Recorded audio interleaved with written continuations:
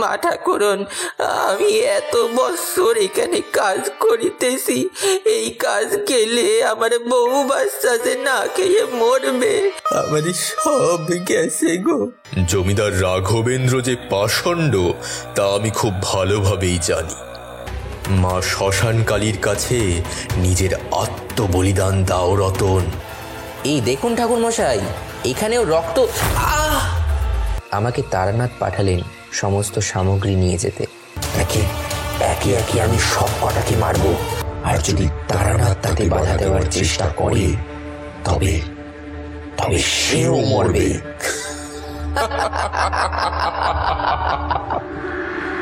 বিভূতি, বিভূতি, শুনতে পাচ্ছ? বিভূতি। কি হে কিশোরী, কি হলো? কি তোমায় এরকম ভয়ার্ত দেখাচ্ছে কেন? ভয়ানক কাণ্ড ঘটে গেছে বিভূতি ভাইয়া। ওই বাইরে তিন মাথার মোড়ে দাসমশাই। চিৎকার শুনে তারানাথও এগিয়ে এলো। কি হলো কিশোরী, দাসমশাই কোথায়? ভয়ানক কাণ্ড ঘটে গেছে ঠাকুর মশাই। ওই তিন মাথার মোড়ে দাসমশাইয়ের লাশ পড়ে থাকতে দেখলাম। তাড়াতাড়ি তাড়াতাড়ি চলুন সবাই, তাড়াতাড়ি চলুন। সে কি কি বলছো কি তুমি কিশোরী? এ কি দিন দেখতে হচ্ছে আমাদের ঠাকুর মশাই। সবই আমার দোষ, সবই আমার দোষ।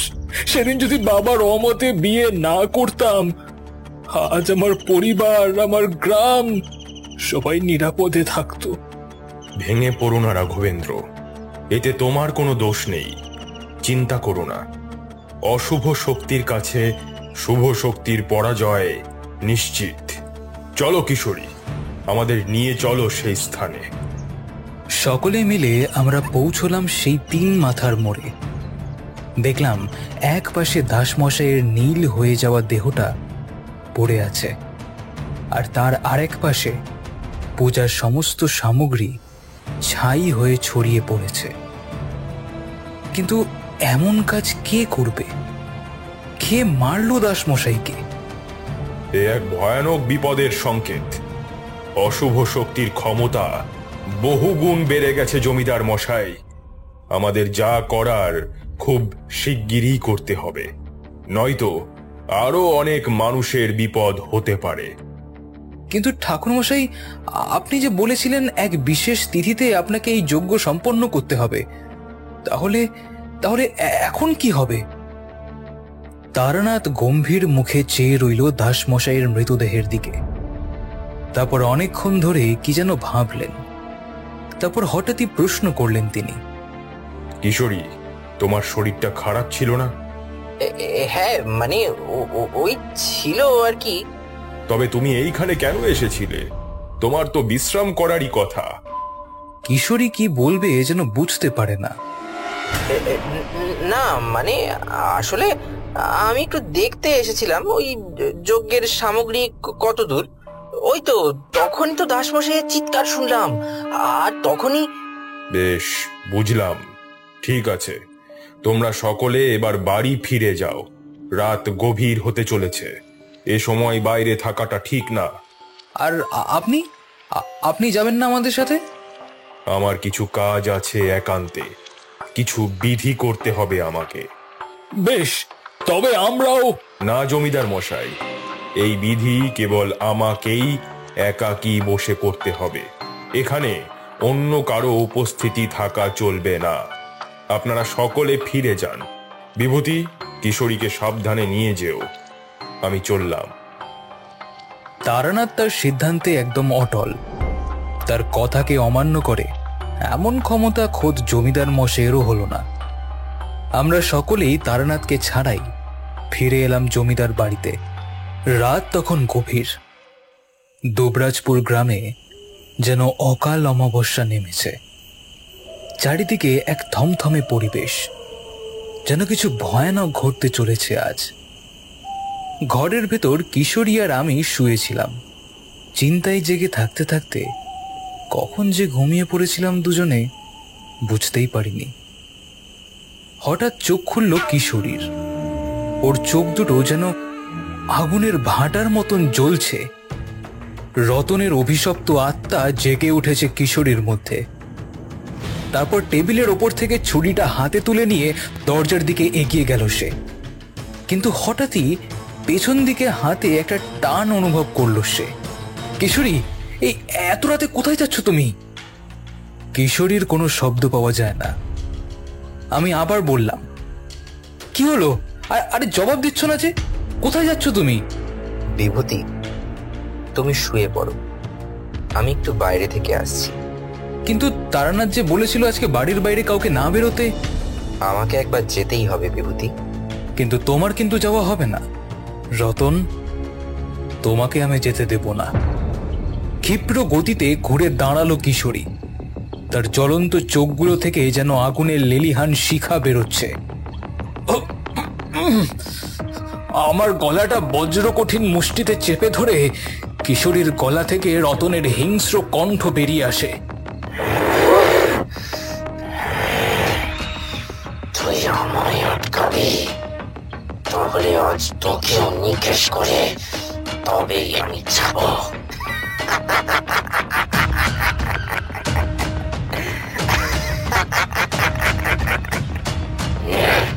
কিন্তু আমাকে কাবু করার আগেই আমার পাঞ্জাবির পকেট থেকে মুঠো ভরে ভস্য বের করে তার মাথায় লেপে দিলাম। আর তার সাথে সাথেই আমাকে ছেড়ে দিয়ে মাটিতে লুটিয়ে পড়ল কিশোরী। কাটা পাঁঠার মতন ছটফট করতে লাগলো সে।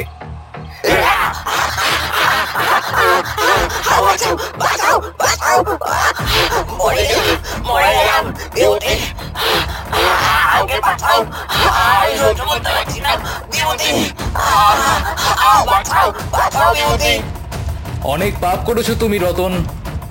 আর নয়, তারানাথ আমাকে আগেই সাবধান করে দিয়েছিলেন।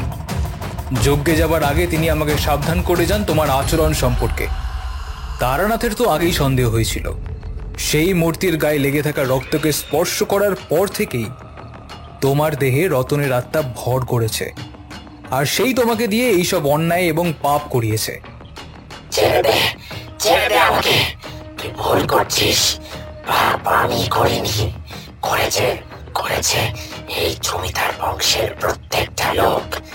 কিছু না জেনে আমাকে জোর অপবাদ দিয়ে অপমান করে এই বাড়ি থেকে বের করে দিয়েছে ওরা। আমার স্ত্রী, পুত্র, পরিবার না খেতে পেয়ে মারা গেছে, তবুও এদের এতটুকু দয়া হয়নি। আমি ওদের কাউকে ছাড়ব না। ওর যারা আমার পথে বাধা দেবে তাদেরকেও শেষ করে দেব। কিন্তু এখন আমি না চাইলে তুমি কোথাও যেতে পারবে না রতন। আর তারানাথের যজ্ঞ সম্পন্ন হলে তোমার সমস্ত মায়া কেটে যাবে আর তুমি কিছুই করতে পারবে না। আজ হয় জমিদার বাড়ির সকলে মরবে, না হলে মরবে ওই তারানাথ। তুই জানিস না যে মায়া আমি তৈরি করেছি তা হয়েছে আমার আত্মবলিদানের মাধ্যমে। এই মায়া কাটাতে হলে যে যজ্ঞ তারানাথকে করতে হবে তাতেও আত্মবলিদান প্রয়োজন। তাই আজ যদি তুই আমায় আটকে এই জমিদার বংশের পাষণ্ডগুলোকে রক্ষা করিস, তাহলে তোর প্রিয় তারানাথ নিজের আত্মবলিদান করে নিজেকে শেষ করে দেবে। এবার তুই ঠিক কর, তুই কি করবি? তুমি ছলনা করছো, তোমায় আমি বিশ্বাস করি না। আর যদি আমি সত্যি বলে থাকি, ভেবে দেখ কেন তারানাথ তার যজ্ঞে কাউকে সাথে নিতে চাইল না। দিক বিদিক জ্ঞান শূন্য হয়ে জঙ্গল পেরিয়ে যতটা সম্ভব দ্রুত দৌড়তে থাকি আমি। আমার হাতে যে বেশি সময় নেই, আর একটু দেরি হলে হয়তো। আর ভাবতে পারলাম না আমি। হঠাৎই খুব জোরে ঝড় উঠল যেন। বাতাসের বেগ এত বেড়ে গেল যে আমার পক্ষে সামনে এগোনো দায় হয়ে উঠল। মটমট করে সামনের ডালগুলো ভেঙে পথ অবরুদ্ধ হয়ে উঠল। বুঝতে পারলাম তারানাথের যজ্ঞে সে বাধা দিতে চাইছে।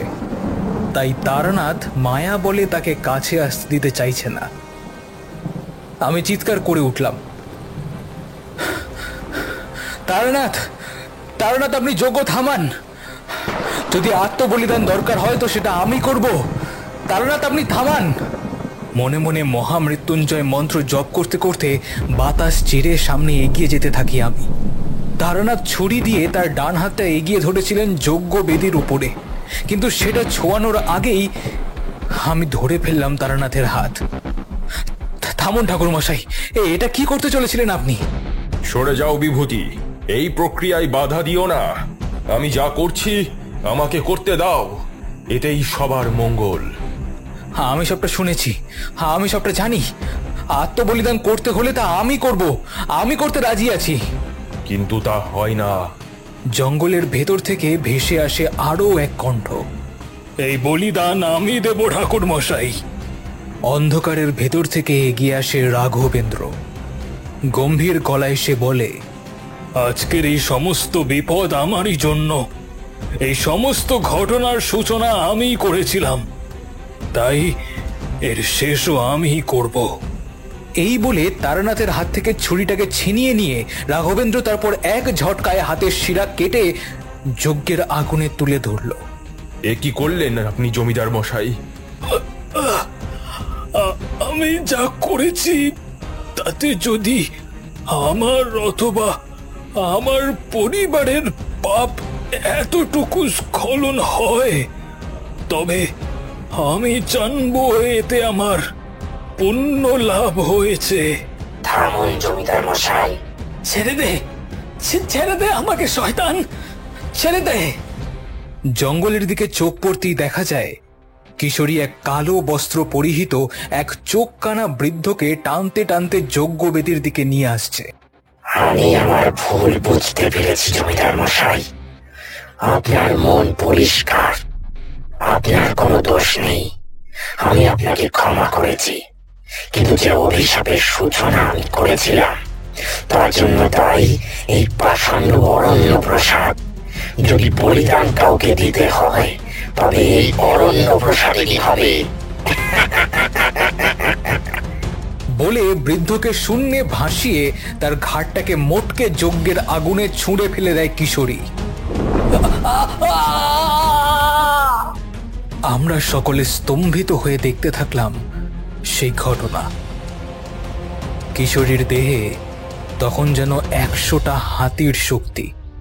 হঠাৎ আগুনের মধ্যে থেকে জ্বলন্ত শিখায় ভেসে উঠল মা শ্মশান কালীর প্রতিমূর্তি। আমি তুষ্ট হয়েছি তোদের অধিবাসনায়। আজ থেকে গ্রাম আমার করুণা দৃষ্টিতে থাকবে। তোদের গ্রামের উপর আর কোনো অভিশাপ থাকবে না। আবারও একইভাবে হাওয়ায় মিশে যায় সে আগুনের প্রতিমূর্তি। আর ঠিক সেই মুহূর্তেই কিশোরীর দেহটা মাটিতে লুটিয়ে পড়ে, আর সেখান থেকে বেরিয়ে আসে এক উজ্জ্বল্যমান ছায়ামূর্তি। ধন্যবাদ তারানাথ, আপনার জন্যই আমি আজ মুক্তি পেলাম। বলেই সে হাওয়ায় মিশে গেল। একটু পরে জ্ঞান ফিরে এলো কিশোরীর। আমরা সকলে বিস্মিত হৃদয়ে ফিরে এলাম জমিদারের গৃহে। সাবস্ক্রাইব করুন ভূত দর্শনকে পরের পর্ব দেখার জন্য, আর চোখ রাখুন আমাদের চ্যানেলে।